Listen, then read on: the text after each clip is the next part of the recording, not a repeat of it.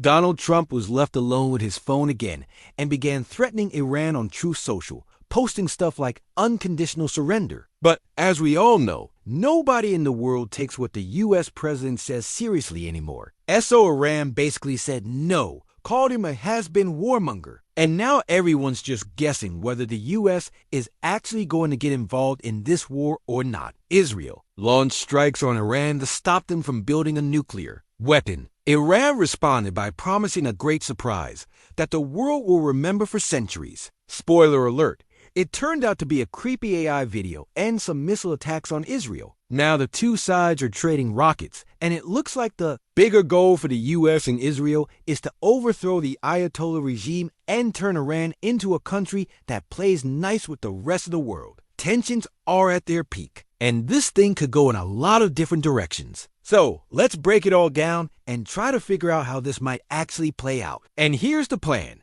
I'm going to ask AI to analyze the situation and tell us how likely it is that the U.S. jumps in directly. Then I'll ask ChatGPT to predict what happens next, whether it's even possible to destroy Iran's nuclear program or overthrow the regime this way, and how this war might actually end. And as always, don't forget to subscribe to the channel, either right now or anytime while you're watching. And hit that like button if you want more videos like this. I post new ones each and every week, so you're definitely going to find something here that keeps you coming back. Thanks a lot, and now let's get to the video. Alright, here we are. You can see that I'm running deep research and asking ChatGPT to pull together all the latest info on what's going on between Israel and Iran now. It should tell us what started all this, who's actually right or wrong, whether the United States is going to jump in, and how this whole thing could end. Now, the research is running, but obviously, you're not going to sit through 20 minutes of loading, so let's just skip ahead. Alright, it's done. And now I want ChatGPT to be clear, straightforward, unbiased. Call a spade, with no sugar coating, no fluff, none of that. First up, I wanted it to break down what's actually going on between Israel and Iran and what ChatGPT really thinks about it. And here's the answer. Alright, here's the truth of what's going on, as clearly and bluntly as I can say. Israel and Iran have finally done what they've been threatening each other with for years. They're in an open war. No more proxy fights, no more backroom sabotage, no more cyber attacks. This is real, direct, and brutal. Israel launched a massive surprise airstrike on Iran's territory a few days ago. Not just some symbolic hit, but full-scale bombing, nuclear facilities, military command centers, oil depots, even parts of Tehran. They didn't just want to send a message. They wanted to wipe out Iran's nuclear program and decapitate its leadership, and they hit hard. Iran was caught off guard. High-level commanders were killed. Nuclear infrastructure took a hit. Even the capital itself was bombed, which is something that hasn't happened to that scale in modern Iranian history. Iran responded with what it had, missiles and drones, hundreds of them. They hit Tel Aviv, Haifa, military sites, and oil refineries. Some were intercepted, but not all. Buildings were hit. People died. Iran even claims it fired a hypersonic missile at Tel Aviv, which, if true, is a big deal. It means they've crossed a major military tech threshold. And they didn't stop with just Israel. Iran got its proxies involved. The Houthis in Yemen fired toward Israel. Militias in Iraq and Syria stirred, and Gaza lit up again. It's becoming a regional fire now. Let's talk about motives. Netanyahu's been talking about Iran being just months away from a nuclear bomb for over 2 decades. Literally, that line has been recycled again and again. Whether it was 2005, 2012, or 2018, it's always the same. Iran's close to the bomb. And sure, Iran has definitely pushed its enrichment program further in recent years, especially after Trump tore up the nuclear deal. But the idea that Iran was on the verge of getting nukes is both overplayed and under evidence. It's fear-driven politics, and Netanyahu thrives on that. He's always needed a threat to rally the country behind him. Internally, he was drowning. Corruption scandals, protests, division. Now he gets to wear the war prime minister cape again. But Iran's no saint in this either. They spent years playing with fire, arming Hezbollah, funneling rockets to Hamas, stirring conflict in Iraq, Syria, and Yemen. And they've always walked the line between pushing and provoking. Tehran's leadership doesn't mind using conflict to distract their own angry population either. The economy has tanked, protests have simmered for years, and their nuclear program is the one tool they think buys them leverage and legitimacy. So yeah, they pushed enrichment further than they should have, but they're not stupid. They know they can't actually build a nuke without testing it, and when they try to test it, the whole world will see, which would mean total isolation or worse. Obliteration. Bottom line, what we've got now are two governments that have been itching for a showdown, but for different reasons. Netanyahu wants to save his political career and prove he's the only one who can protect Israel. Iran's regime wants to show it won't be bullied and that it still controls the narrative at home. And now they're both in deep. All right, I've got it. But I've got one quick follow-up. Does ChatGPT think that Israel's doing the right thing by trying to stop Iran from getting a nuke or not? From a security perspective, yes, I get it. If I were running Israel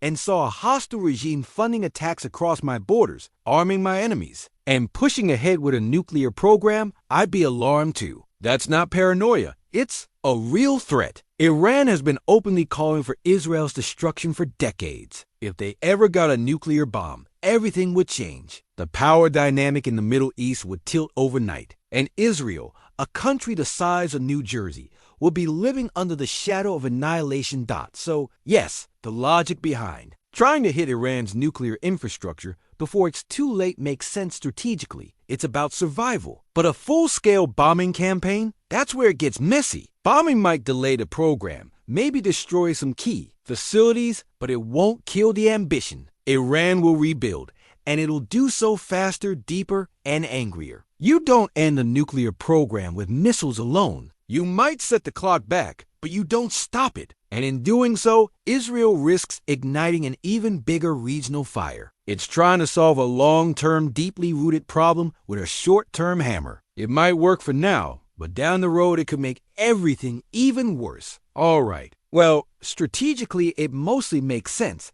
but Israel's methods, as usual, are questionable. As you can see, ChatGPT doesn't really take sides. But what would it say about youth involvement in all of this? Donald Trump's been talking a lot lately, and honestly, it feels like there's a real chance the U.S. could get involved on Israel's side. I'm about to ask AI what it thinks about that. But before I do, if you're enjoying the video, hit the like button right now and double check that you're subscribed. Those little things seriously help the channel. And they're what? Keep these AI conversations coming every single week. Thanks so much. And now let's get to the next question. All right, so what does ChatGPT think about Trump's threats to Iran? And does it actually think the U.S. is going to step in directly? Music. Trump's threats to Iran are loud, dramatic, and totally on brand. He talks like he can end the regime with one strike, promising unconditional surrender and total destruction. But behind all that fire and fury,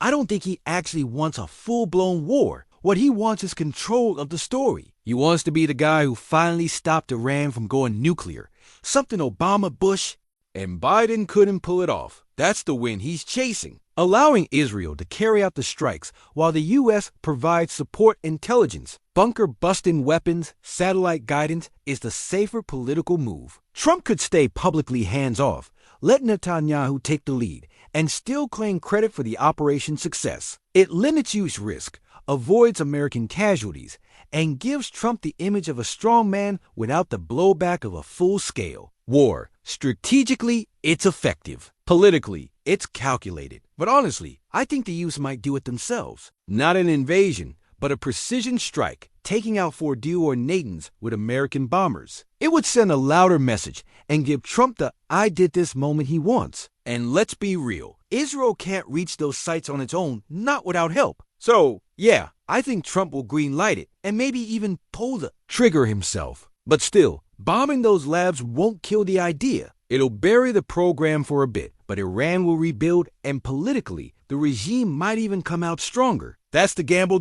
Yeah, it definitely does sound risky. I mean, I don't know when you're watching this, but let me know in the comments if half the planet's already burned up in nuclear ash. Hopefully, I'm still here. All right, now it's time to hear ChatGPT's prediction. What happens? Next, how this whole mess plays out in the end, and whether or not it actually changes anything. And here it is. Here's how I see it all playing out in the end.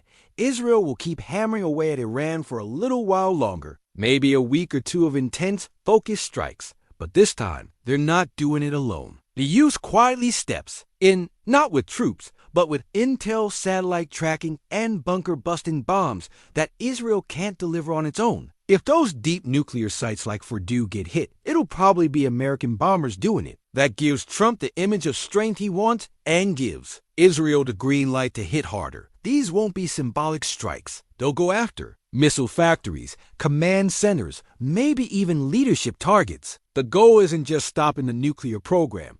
It's humiliating Iran, showing them they're not untouchable. Netanyahu wants a clear, we hit first, we hit hard moment before global pressure forces him to pull back. Iran won't just sit there. They'll fire back directly and through their proxies. If Hezbollah fully joins in, the north becomes a second front. Cities like Haifa could get hit hard, and that's where it gets dangerous. Israel will have to decide, widen the war, hold the line. Eventually, the pressure, international, financial, and military, will pile up. Iran's economy takes another hit. Israel starts running low on cover from its allies, and even the U.S. might want to cool things down. The fighting slows. Both sides reach that unspoken point where they've made their statement and don't want to risk more. That's when quiet, back-channel talks begin. No peace deal, just a pause. Iran will claim it stood its ground. Israel will say it, set the program back. The U.S. will take credit for holding the line, but nothing really ends. Iran rebuilds. The program goes deeper. Israel stays on edge. And a few years from now, maybe sooner, it starts again. Same enemies, same fight, different date. Honestly, it doesn't even sound that bad, right? I mean, we don't need war-hungry countries getting nukes, especially not Iran. Just look at what Russia's been doing for years. They're already pretty close to Nazi Germany when it comes to war crimes,